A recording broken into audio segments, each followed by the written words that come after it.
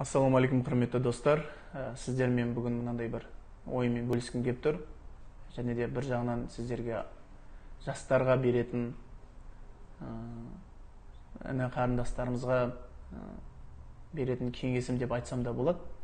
Осыдан бірнеше жыл бұрын Просвет деген YouTube каналында менен сұхбат алған болатын. Сонда сұраған болатын, сіз осындай дәрежеге жеткеніңізге, бизнеспен айналысып, 21 жасыңызда ең алғашқы миллион табысыңызды тапқаныңызда, және де осындай үлкен іс-шараларда жүргізуші болып, бизнес-тренер, мотиватор болып, осындай дәрежеге жеткеніңізге кімге алғыс айтар едіңіз дегенде, мен әрине ата-анама алғыс айтар едім дейтін. Себебі бірінші себеп ол кісілер бұл дүнияға келуі, ол кісілердің себебімен бұл дүнияға келдік қой. Және ары қарай біздің өсіп өнуіміз сол кісілердің берген тәрбиесіне, көрсеткен үлгісіне байланысты. Себебі айтылады ғой, ата-анасы, айналасы, ортасы деп. Сондықтан біз ата-анамызды құрметтеуіміз керек. Сонда рухани мектепте сабақ алып жүрген кезде, сол кезде ата-ананың алдында баланың ұстанатын әдеп тәжілері деген кезде, сол есімде қалғандары ата-ананың алдында ешқашан бірінші болып озып жүріп кетпеу керек. Не артында, немесе жанында бір қатарда жүру керек. Тек алдына шығып озып жүруге болады. Тек қана егер қараңғы болса, яғни жарық жоқ жерде, немесе жер батпақ, я болмаса бір жаман жолмен келе жатқан кезде, ата-анаңыз жаңағыдай аяғын ауыртып алып, я болмаса ыңғайсыз жерге түсіп қалмау үшін алдында жол көрсетіп жүруге деп. Және ата-анаңның сөйлескен кезде, ата-анаңмен даусың, ата-анаңмен бәсең болу керек деп айтатын. Ата-анаң алдында даусыңды қатты көтеріп сөйлемеу керек. Және де ата-ананың алдында үф деп шаршағанды да білдіртпеу керек. Себебі ата-анамыз біздің әрдайым қамқоршы, әрдайым бізді ойлап жүретін кісі. Ол кісінің алдында сен шаршағанды білдірсең, ол кісі уайымдап қалады. Менің балам шаршап жүр екен ғой деп уайымдап қалуы мүмкін.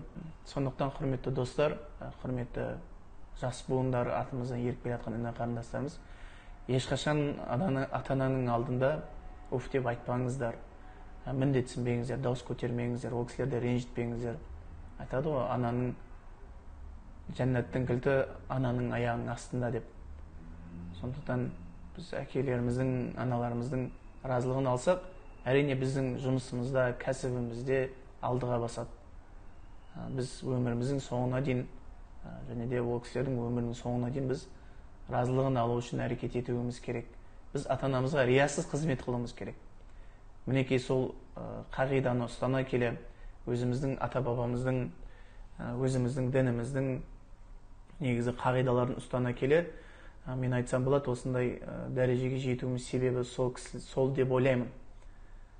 Сондықтан сіздерге кеңес беретінмін, ата-аналарыңызды әрқашан алақандарыңызда ұстаңыздар. Енді менің мақтанғаным емес, осы бірнеше жыл бұрын анам қажылыққа баратын кезде, өзіме ең қуанған сәттерімнің бірі, анамның қажылыққа баруының, енді біз білеміз, барлығы долларға байланысты ғой, енді Қазақстанның.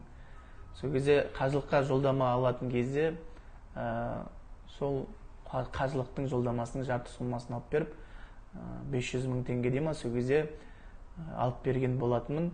Сол кезде ол кісі қатты қуанып, көзіне жас алып, және де өзім де әрине жүрегім жұмсақ, көзіне жас алып, ол кісінің қуанғанына мен де қуанып, сөйтіп қуанған болатын. Және осы жақын арада ең қатты қуанған, сондай қуанған сәттердің бірі, осы қаңтар айында анаммен жаңағы Медеуге барып, конькимен сырғанауға барған болатынбыз. Сонда ең бірінші рет, алғашқы рет анам конькимен сырғанап көрді өмірінде. Сонда ол кісінің қуанғанын көріп, енді ол кісіден бақытты адам жоқ сияқты болып елестетті. Енді сол кісінің сондай қуанғанына себепкер болғаныма мен өзім қатты қуандым. Сондықтан құрметті достар, ата-аналарыңызды әрдайым қуантып, жақындарыңызды да қуантып, әрдайым жымиып, күліп, ол кісілерге өздеріңіздің жарық нұрларыңыздың бір жылуын, жүректеріңіздегі махаббаттарыңызды бір шашып жүріңіздер деп сіздерге айтқым келеді.